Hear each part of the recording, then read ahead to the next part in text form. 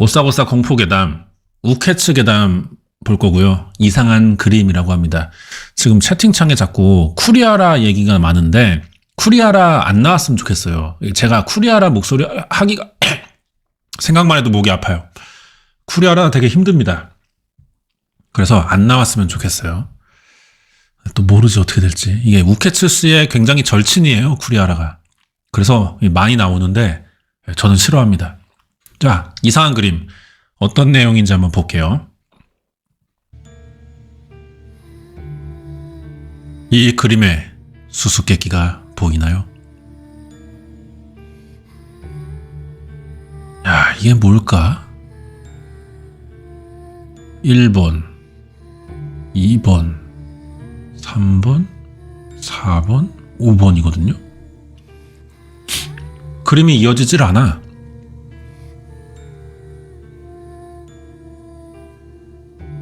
이것은 지금으로부터 13년 전 어떤 블로그에 올라온 사진입니다. 언뜻 보기엔 평범한 인물화로 보이지만 사실 이 그림엔 어떤 장치가 꾸며져 있습니다. 그 장치가 밝혀졌을 땐 무서운 사실이 드러납니다. 안녕하세요. 우케츠라고 합니다. 며칠 전 지인으로부터 섬뜩한 이야기를 듣게 되어 소개합니다. K라는 사람인데 이거 쿠리아라의 이니셜이냐? 10년 정도 지났을까요? 당시 저는 건축학부의 학생이었습니다. 봄방학엔 시간이 너무 남아돌아서 매일 여러 가지의 블로그를 읽으면서 시간을 보내고 있었습니다. 그때 저는 기묘한 블로그를 하나 발견했습니다. 제목은 나나시노 렌의 마음일기라고 합니다만 지금도 인터넷에 남아있으니 한번 찾아봐 주세요. 나나시노, 숫자 7에 한자에 나나, 대중머리의 신호, 렌은 카타가나입니다. 검색했어. 나나시로 렌이라 이 말인가? 나나시노 렌 마음일기. 아마도 나나시노는 나나시라는 글자에서 따온 닉네임이겠죠. 이 나나시노 렌이라는 인물이 마음속에서 떠오른 걸 써내리는 일기 블로그 같은 뉘앙스죠? 일단 읽어봐 주세요. 최신 글은 2012년 11월 28일이고 제목은 가장 사랑하는 사람에게. 자, 봅시다. 가장 사랑하는 사람에게. 오늘로 이 블로그에 글을 쓰는 건 그만두겠습니다. 3장의 그림의 비밀을 깨달았기 때문입니다. 당신이 얼마나 괴로운 짐을 지고 있었는지 저로서는 가늠할 수 없습니다. 당신이 저질러버린 죄가 어느 정도인지 저로서는 알 수 없습니다. 당신을 용서하는 건 할 수 없습니다. 그럼에도 저는 당신을 계속 사랑하겠습니다. 렌. 이게 뭐죠? 저도 당시에는요, 이 글을 읽고 곤혹에 빠졌어요. 아니, 죄라니, 괴로운 짐이라느니, 용서할 수 없다느니, 블로그 표지에 있던 구름의 이미지와는 너무나도 이질적이잖아요? 그 3장의 그림이라는 것도 잘 모르겠어요. 당시에 저는 시간만 남아돌 정도로 한가했기 때문에 일단 블로그를 처음부터 전부 읽어보기로 했습니다. 처음 블로그 글이 올라온 건요, 2008년 10월 13일이고요. 제목은 처음 뵙겠습니다요. 자, 그 글을 보는 거야. 오늘부터 블로그를 시작하게 되었습니다. 일단은 자기소개부터. 저의 이름은 나나시노 렌입니다. 사실은 얼굴 사진도 올리고 싶지만 인터넷에 개인정보를 드러내는 건 위험하다고들 해서 대신에 초상화를 올립니다. 사실 이 그림 저의 아내가 그려준 겁니다. 제 아내 이름은 유키짱입니다. 블로그를 시작하려 하는데 초상화 좀 그려줘 이렇게 부탁했더니 5분도 안 돼서 바로 그려줬어요. 역시 전직 일러스트레이터 완전 능숙! 하지만 왓다시를 넘어 멋있게 그린 것이 아닌가? 이런 이유들로 저희들의 변덕스러운 일상을 일기 형식으로 써내려가 보려고 합니다. 렌. 일단 렌이라는 사람은 남자예요. 다음 장을 읽어보겠습니다. 2008년 10월 15일 기념일. 오늘 10월 15일은 정말 중요한 날. 나와 유키짱이 결혼한 지 1주년의 기념일입니다. 축하의 의미로 케이크를 홀에서 사버렸습니다. 지갑 사정이노 궁핍해졌지만 맛이노 일품데스. 맛있어서 2조각이나 먹어버렸습니다. 그랬더니 유키짱에게 이거 너무 많이 먹는 거 아니야? 그러다 살쪄. 아, 여자구나. 아무튼 이렇게 혼났어요. 눈물. 남은 4조각은 냉장고에 넣어두고 내일 먹을 겁니다. 기대된다. 저는 여기서 이 아내의 수상한 이기심을 발견했습니다. 보통 케이크를 이렇게 썰면은 하나, 둘, 셋, 넷, 보통 8조각 나온단 말이에요. 남자가 2개 먹고 살찐다고 욕먹었어. 그리고 4조각을 냉장고에 넣었으면 여자도 2개 먹은 거야, 똑같이. 근데 지도 2개 처먹어놓고 왜 남편한테만 살찌냐 그래. 아, 남편이 고지혈증이 있는 거야. 지방간 이런 거. 건강관리 차원에서. 아내는 먹어도 되는데 남편이 좀 돼지야. 파우인 거지.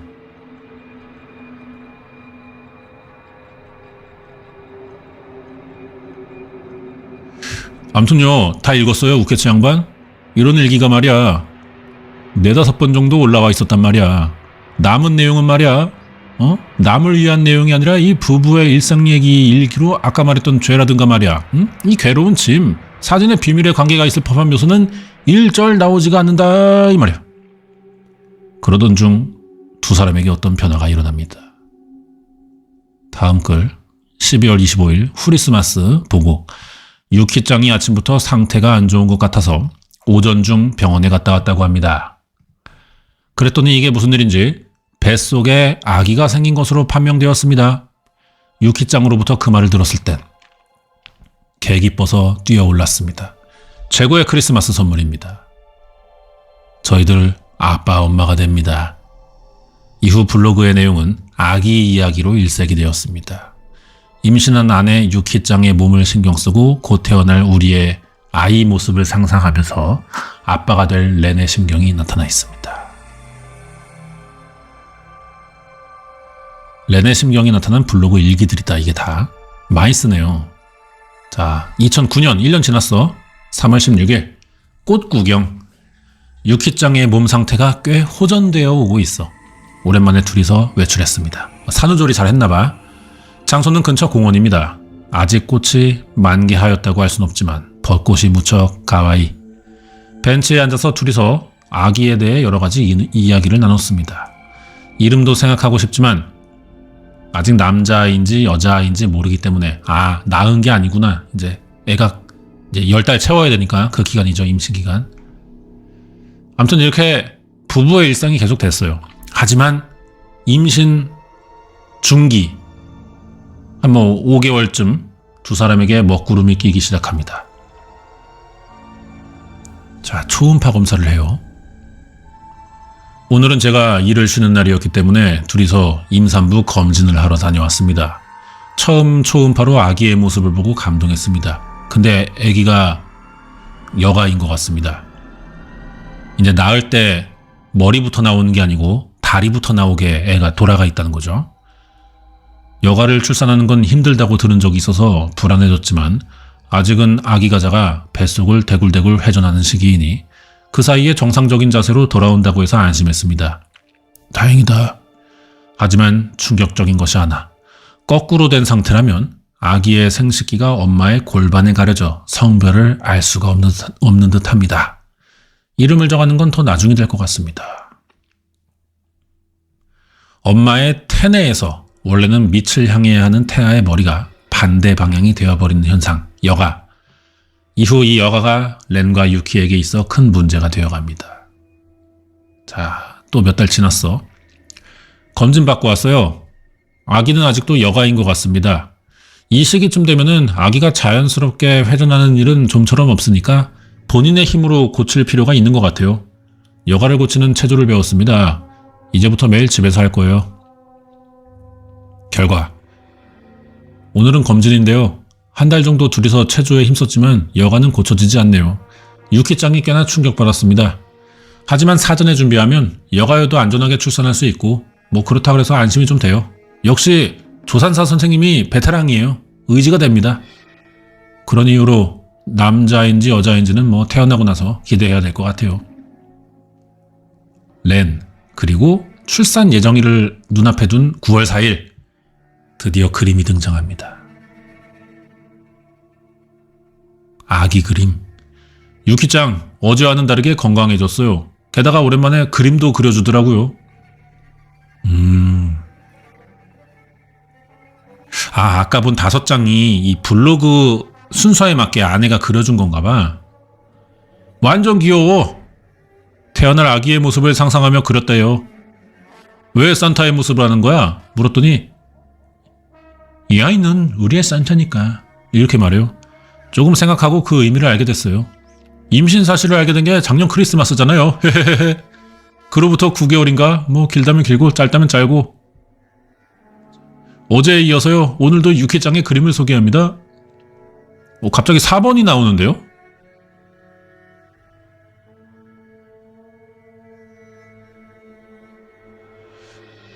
아기가 성장한 모습을 상상하며 그린 것 같습니다. 유키짱 가라사대 미래예상 그림이라고 합니다. 결국 마지막까지 여가이기 때문에 성별을 알 수 없으니까 일부러 어느 쪽이로든 보이게 하려고 그린 것 같습니다. 역시 전직 일러스트레이터. 보통 사람은 할 수 없는 발상이네. 근데 어제 그림에도 있었는데 밑에 쓰여진 번호는 뭐지? 유키짱에게 물었더니 비밀이래요. 나는 아무리 생각해도 모르겠네. 자, 또 다음 글. 계속 블로그 글이야, 일기. 오늘도 유키짱이 미래 예상 그림을 그려줬습니다. 3번이고 143 순서네요.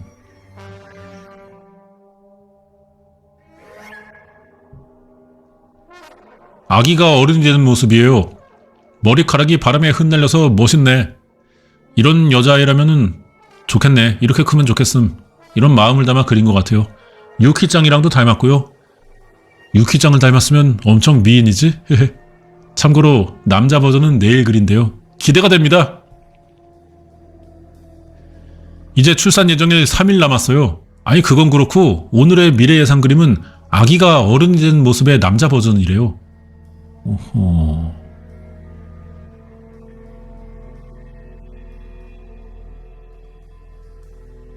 유키짱에 의하면 아빠랑 닮게 그려봤어. 이래요.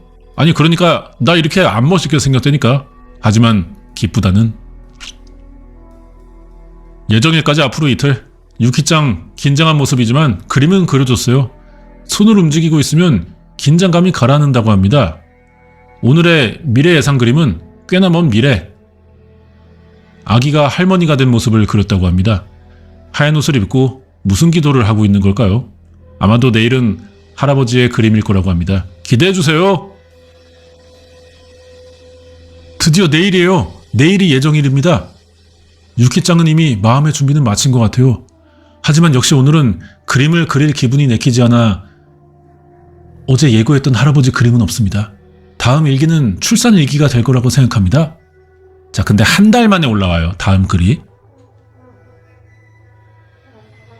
오랜만입니다. 렌이에요. 이제서야 마음 정리가 돼서 보고합니다. 유키짱이 죽었습니다. 아기는 무사히 태어났어요. 예정일에 진통이 와서 방으로 병원에 갔는데 처음에는 순조롭다가 진통 시작되고 몇 시간 지나도 태어나질 않고 그 도중에 유키짱의 상태가 급변해 바로 긴급수술됐습니다.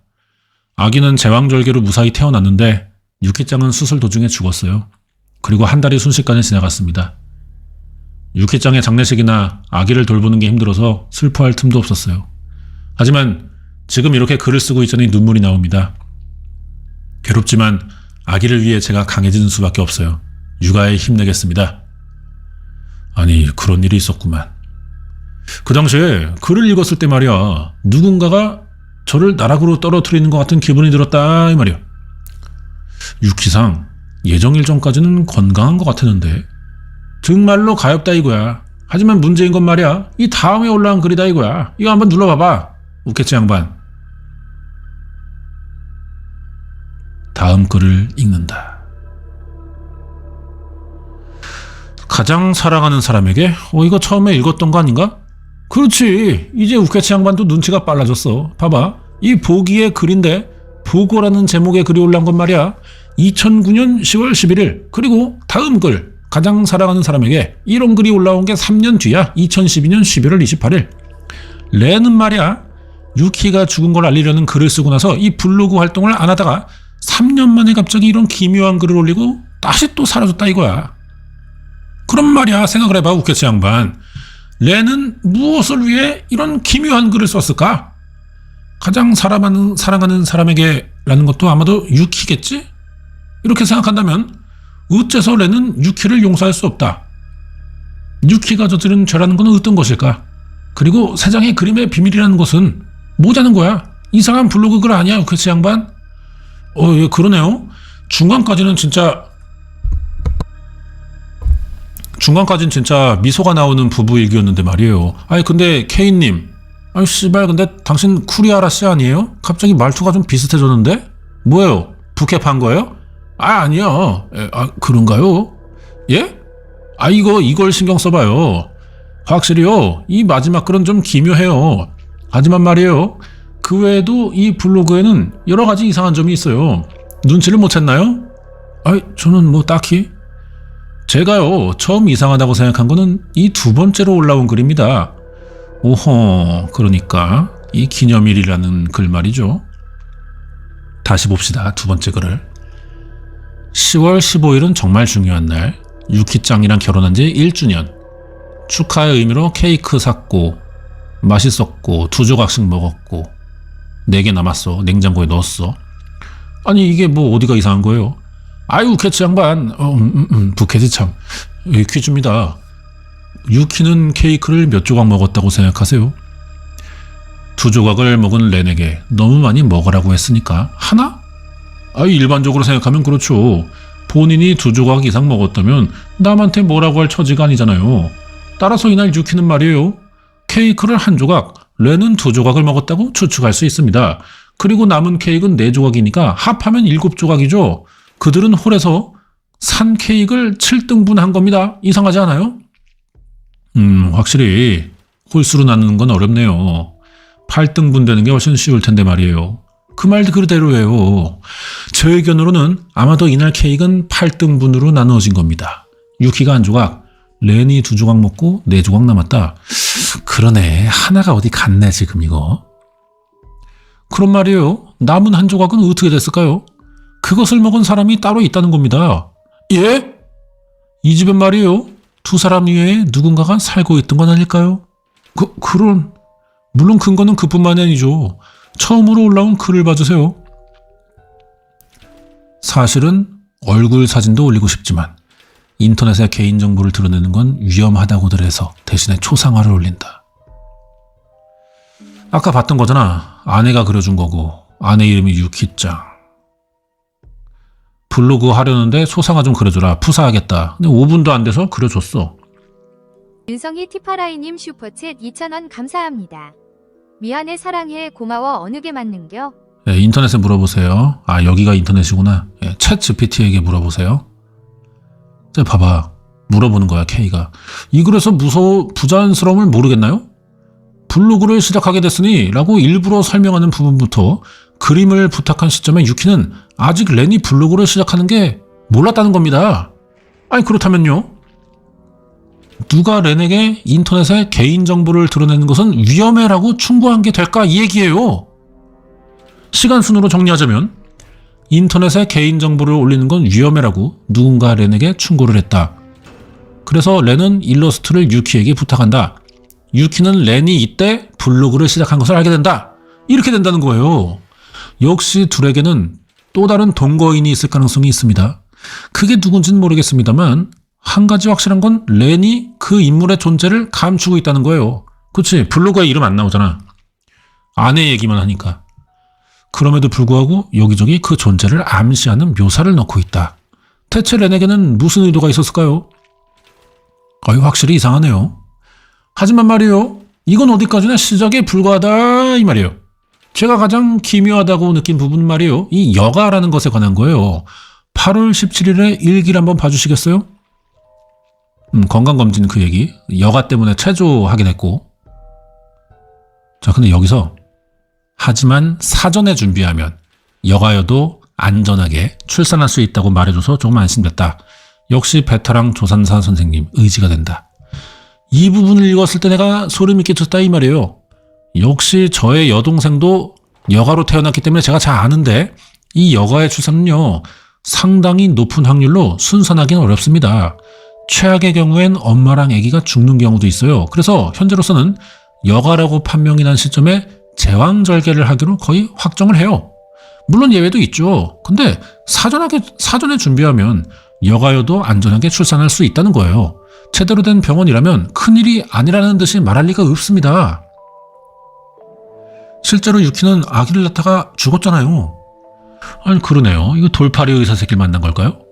이게 말이에요. 의문의 동거인이든 그것을 숨기려는 렌의 의심스러움이든 주치의사의 위험함이든 유키를 둘러싸고 있는 환경은 너무나도 이상하다 이 말이에요.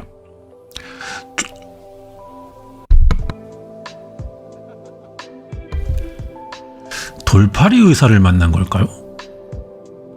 의문의 동거인이든 그것을 숨기려는 렌의 의심스러움이든 주치의사를 읽었잖아. 미안합니다. 그 의문을 풀기 위해서는요. 이 세 장의 그림을 봐야 됩니다. 세 장의 그림의 비밀 말인가요? 그렇다 이 말이요. 이 블로그에서 그림이라고 한다면 미래 예상 그림. 하지만 그림은 전부 5장 있었잖아요. 야, 14352. 자 여기 봐요. 어쩌면 렌은 5장 중 어쨌든 3장에 숨겨진 비밀을 깨달았다고 말하고 있는 거겠죠? 비밀이라 어느 쪽이든 평범한 인물화로 보이는데 말이에요. 굳이 이상한 점이 있다고 한다면 번호 아닐까요? 아유 눈치가 빠르구만 우케츠 양반. 렌도 지적하고 있겠지만 모든 그림에는 1부터 5까지의 번호가 붙여져 있다 이거야. 이 번호가 비밀의 축이 된다 이 말이요. 우리 영리하신 우케츠 양반이라면 말이야 이 스스로 풀 수 있을 거라고 생각하는데 어때? 이 내 퀴즈를 낼 테니까 한번 풀어봐봐. 아, 예. 근데 저기 K님 진짜 쿠리아라 상 아니에요? 이 말투가 너무 똑같은데? 솔직히 말해봐요. 아유 제가 무슨 쿠리아라가 누구예요? 난 그런 사람 모릅니다. 예. 아유 이거 신경 써봐요. 이게 저는요 또 이 5분 만에 푸는 사람입니다 내가. 그렇기 때문에 이 우케츠 씨라면은 20분 정도면 좀 할 수 있지 않을까 이런 생각인데요. 예? 아니 저는 또 이제 공무가 바빠가지고 또 가봐야 돼요. 어디 또 일정이 있어가지고. 다 풀었으면 전화를 주세요. 어쨌든 그 번호가 축이 된다는 것만큼은 인지하라 이 말이요. K와의 전화가 끊겼다. 20분? 쿠리아라 이 씨벌놈 5분 만에 풀었다고? 뒤졌어. 나 4분 안에 푼다. 자, 저는 우선 5장의 그림을 인쇄해봤습니다. 번호가 축이 된다는 충고에 따라 그림을 번호 순으로 나열했습니다. 아기, 할머니, 여자, 어린이, 남자. 홀수와 짝수, 1 더하기 2는 3. 어쨌든 말이야, 그 번호가 축이 된다는 것만큼은 인지하라 이 말이야. 말이야. 번호가 축이 된다. 저는 문득 떠올랐습니다. 축이라는 것은 어쩌면 물리적인 의미로서의 축이 아닐까.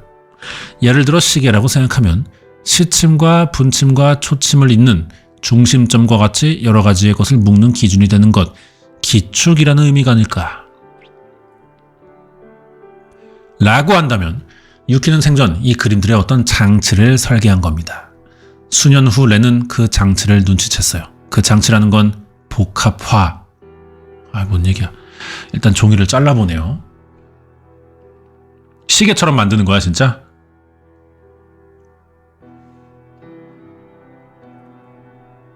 갑자기 여기서 시계를 떠올려 버린다고? 순서대로 그림을 겹쳐 올려서 번호축으로 그림을 회전시키면 각각의 그림이 조합돼서 전혀 다른 그림이 완성되는 것은 아닐까. 그것이 유키가 남긴 비밀의 메시지는 아닐까 하며 저는 퍼즐을 풀듯이 유키의 복합화를 완성시키려고 했습니다. 하지만 안 돼. 틀렸어. 무슨 그림도 되지 않아. 역시 나는 쿠리아라보다 못한 새끼인가? 이때 전화가 와. 얼랄랄랄랄랄라. 여보세요. 비밀은 푸셨나요, 우케츠 양반? 아주 그냥 이제 또 본색을 드러내시는군요. 당신은 쿠리아라였구만. 저 항복할게요. 씨발 안 돼요. 아무것도 안 나와. 아하, 그래도 꽤 근접한 거야 그것은. 접근 방식은 그게 맞다 이 말이요. 그런가요? 하지만 무슨 그림이든 어떻게 조합해봐도 아무 그림도 만들어지지가 않아요. 아이, 우케치 양반, 혹시 그 그림을 그 채로 사용하고 있지는 않아? 그 채로요? 특별히 무슨 손에 뭐 그림을 대거나 뭐 안 그랬는데요? 어허, 역시 모두 거기서 막히는구만. 예, 모두요? 우케치 양반아, 그림에 붙여진 번호를 다시 한번 길게 잘 봐달라 해, 이 말이야. 각각 사이즈가 다르지 않나? 아, 그러네. 이 번호의 크기가 달라요. 예, 작아졌다가 커졌다가 하는데요? 어쩌면 말이요, 이게 그림을 잇는 축이라고 한다면 크기는 똑같이 맞춰줘야 자연스럽다, 이 말이요. 확실히 축이면 그렇겠죠? 아마도 유키가 그린 그림의 원본에서는 번호의 크기는 다 같았을 거다, 이 말이요. 하지만 렌이 그림의 사진을 찍어 블로그에 업로드하는 과정에서 이 사이즈가 바뀌었다, 이 말이요. 예를 들면 조각이 제각각인 직소 퍼즐처럼 되어버린 상태다, 이 말이야. 퍼즐을 풀기 위해선 말이야, 조각의 크기를 원래대로 되돌려줄 필요가 있다는 거야. 아, 그럼요. 이 번호의 크기가 모두 같아지도록 그림을 확대 또는 축소한다면, 그렇지, 이제 눈치를 채는구만, 원래의 비율로 돌아간다, 이 말이야. 그래서 나는 포토샵을 사용해 번호의 크기가 다 같아지도록 그림을 리사이즈했다.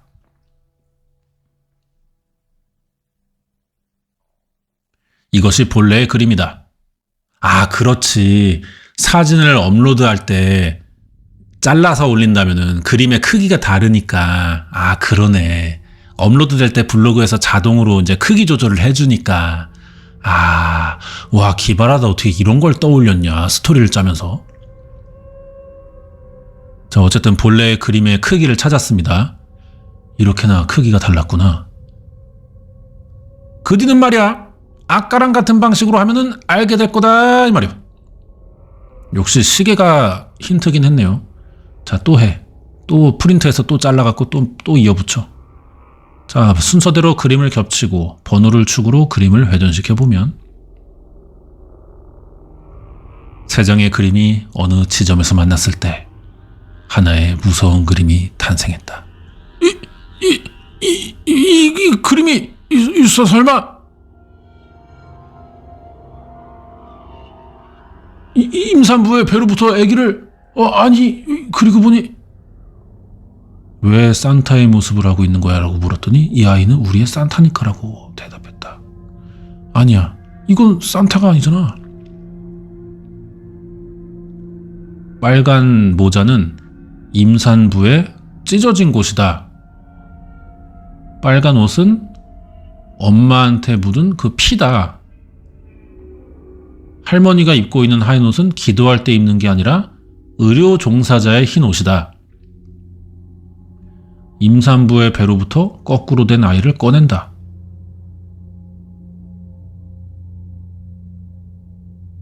제왕절개. 그 순간 저는 무서운 사실을 깨달아 버렸습니다. 아, 눈을 뜨고 있잖아. 뭐야? 이거 어떻게 된 거야? 그리고 근데 또 부자연스러운 각도야, 이게. 혹시 죽은 뒤에 꺼내는 게 아니냐, 사후경직이 되고.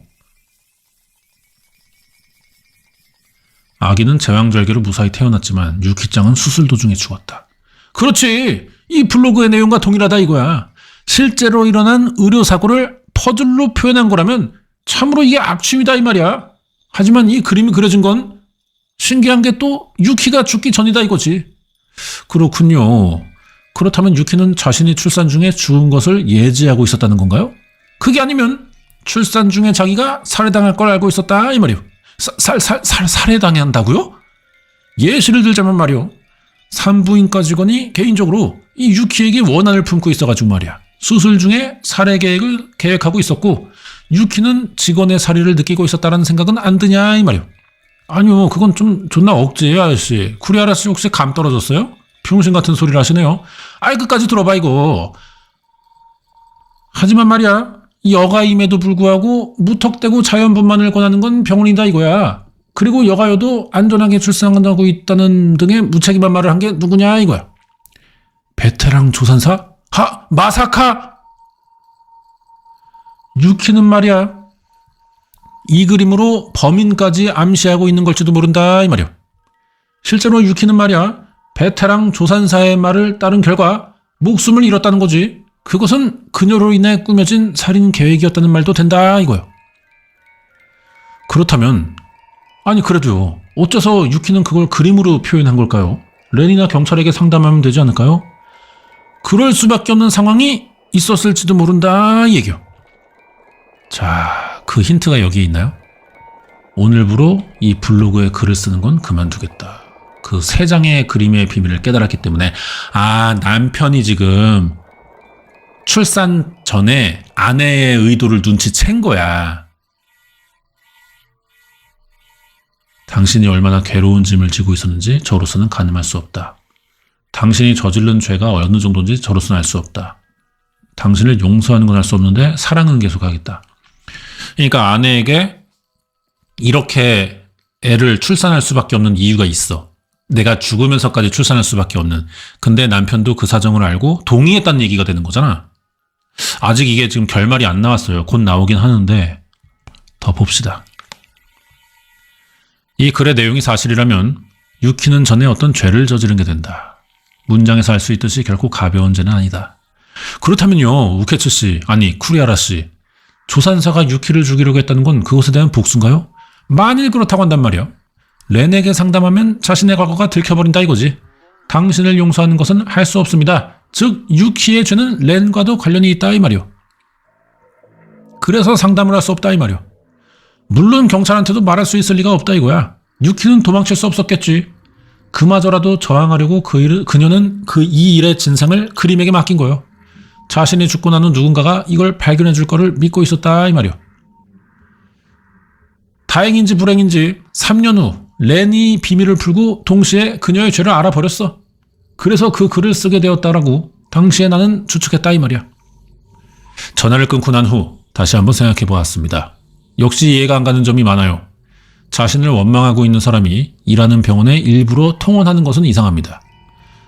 다른 병원에서 출산하는 일도 가능하니까 유키는 왜 살려고 하지 않았을까? 왜 복합화로 그것을 표현했을까?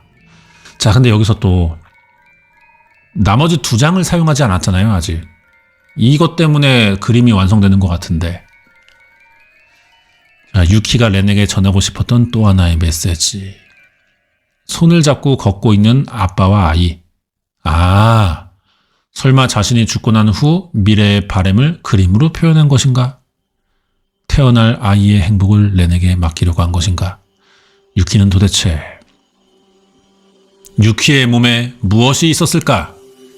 그리고 그녀가 과거에 저지른 죄는 무엇일까?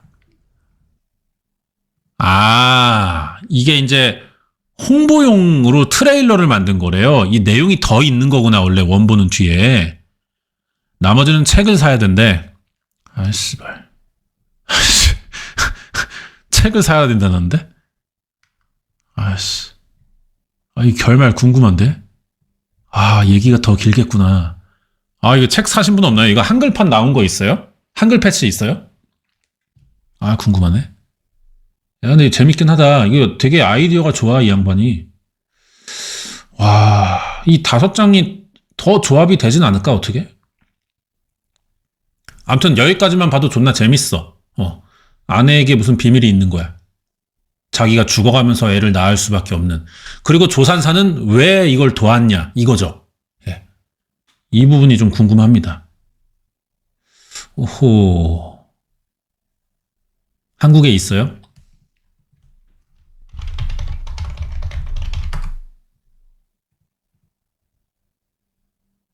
스포. 스포 있다. 스포. DC에서 찾았어. 자, 보자.